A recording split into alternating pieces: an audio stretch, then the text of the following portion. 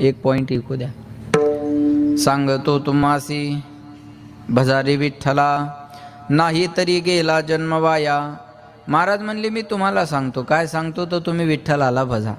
लोक म्हटले नाही भजलं तर काय होईल? महाराज म्हणले मिळेल जन्म वायाला जाईल। नाही तरी गेला जन्म वाया। वाया जाणं कशाला म्हणतात?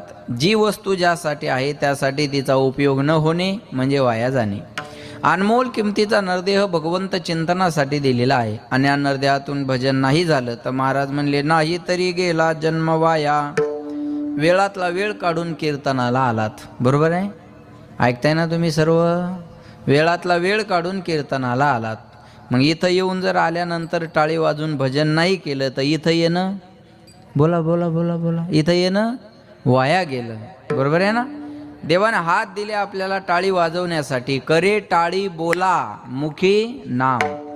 हाताने टाळी वाजवा, मुखाने नामस्मरण करा, याच्यासाठी आपल्याला ह्या गोष्टी दिलेल्या आहेत। मग हाताने जर टाळी वाजत नसेल तर ते हात आसून वाया गेल्यासारखे आहेत। तोंड आसून जर भजन म्हणता येत नसेल